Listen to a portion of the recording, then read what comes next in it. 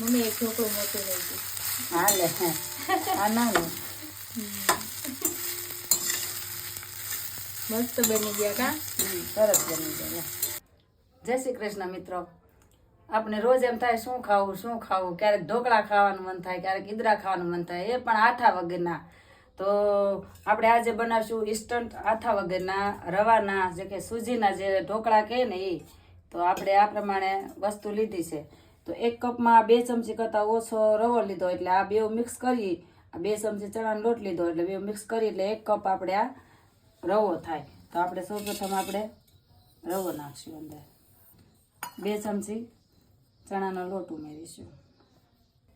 જેટલો રવો લીધો છે એટલી જ આપણે ખાટા ખાવા હોય તો ખાટી છાશ, નકર મીડિયમ મોળી છાશ ને પાણીમાં પણ બનાવી શકો, પણ આપણે મીડિયમ છાશ લીધી છે.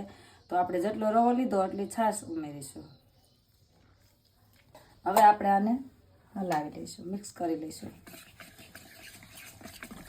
હલાવીશું એટલે અંદર ગુઠલી ન રહે. એટલે પહેલાં થોડું જોઈતા પ્રમાણમાં આપણે પાણી, હવે એવું લાગશે તો આપણે પાછું છાશ અથવા પાણી ઉમેરીશું. જે બેટર આપણું થોડુંક કડક લાગે છે તો આપણે થોડુંક પાણી ઉમેરીશું. આપણે આને એક જ ડાયરેક્શનમાં હલાવીશું. સ્વાદ પ્રમાણે આપણે મીઠું ઉમેરીશું. 5 ચમચી, નાની ચમચી 5 ચમચી આપણે હળદર ઉમેરીશું. શું આપણે એને હલાવી લઈશું. હળદર મીઠું આપણે આ મસ્ત મિક્સ થઈ ગયું છે. હવે આપણે આને 10 મિનિટ રેસ્ટ આપીશું. આ આપણે રેસ્ટ થાય 10 મિનિટ આને રેસ્ટ માટે મૂકી દીધું છે.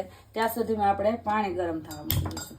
મિત્રો આપણે ગામડે છીએ એટલે આપણે બધી સુવિધા તો અવેલેબલ નથી આપણી પાસે, એટલે આપણે આ તવીમાં પાણી મૂક્યું છે. અને આપણે સિટીમાં હોય તો ઢોકળિયું અથવા ઈડલીનું પેલું કુકર હોય તો તેમાં ઈડલીમાં પણ મૂકી શકો, અને પેલું ઢોકળિયું હોય એમાં તમે મૂકી શકો.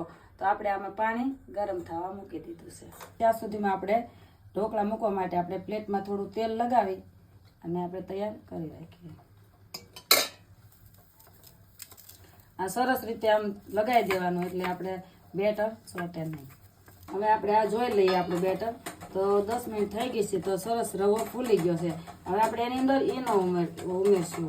તો ઈનો આપણે જે પ્લેટ બનાવતા હોય એ પ્રમાણે ઉમેરવાનો. મેં એક જ ડીશ બનાવ્યું છે આપણે, તે અડધી ચમચીથી અંદર 5 ચમચી જેવો આપણે ઈનો ઉમેરીશું.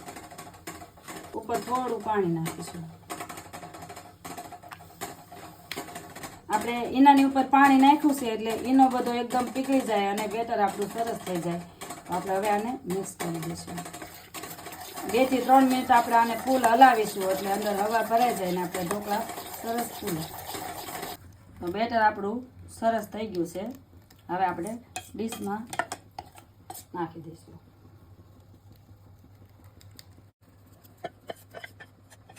હવે આપણે થોડું ધાણા જીરું અને થોડા મરચાં ઉમેરીશું. આપણું પાણી પણ સરસ ગરમ થઈ ગયું છે. હવે આપણે મૂકી દઈશું. હવે આપણે આને ઢાંકી દઈશું. 4 મિનિટ થઈ ગઈ છે. હવે આપણે ચેક કરી લઈએ.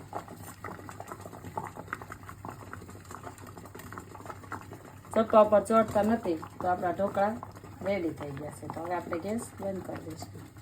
રવાના ઢોકળા મિત્રો ફટાફટ થઈ જાય 2 થી 3 મિનિટમાં. તો ફટાફટ એક પહેલી ડીશમાં વાર લાગે, બીજી ડીશ ફટાફટ ચડી જાય. તો આપણે આ 4 મિનિટ થઈ છે ચડતા.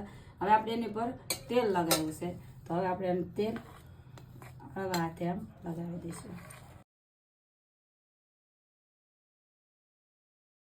હવે આપણે ઢોકળા વઘારવા માટે પાછો ગેસ શરૂ કરીશું.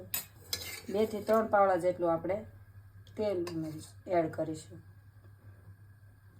આપણે તેલ પણ ગરમ થઈ ગયું છે ને આપણે ઢોકળાના પીસ નાના નાના કરી નાખ્યા એટલે અંદર તલ ને વઘાર સરસ બેસે એટલે આપણે પીસ નાના નાના કરી લીધા. હવે તેલ આપણું ફૂલ ગરમ થઈ ગયું છે તો ગેસ બંધ કરી દઈશું અને થોડા તલ ઉમેરીશું. ચમચી તલ ઉમેરીશું. ઢાંકી દઈશું એટલે તેલ ઉડે નહીં. તલ સરસ પકડી ગયા છે. હવે આપણે ઢોકળા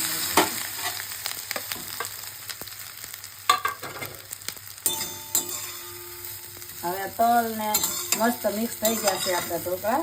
સરસ મજા આપણે હવે આપણે ઢોકળા વઘારી અને ડીશમાં લઈ લીધા છે. હવે ઉપર આપણે લીલા ધાણા ઉમેરીશું, મસ્ત એડ કરી દઈશું ગાર્નિશ માટે. તો મિત્રો, મારી આ ઢોકળાની રેસીપી તમને ઇન્સ્ટન્ટ રવાના ઢોકળાની રેસીપી કેવી લાગી? જો તમને ગમી હોય તો મને કોમેન્ટ કરજો અને મારો વિડીયો લાઈક કરજો અને જરૂરથી શેર પણ કરજો.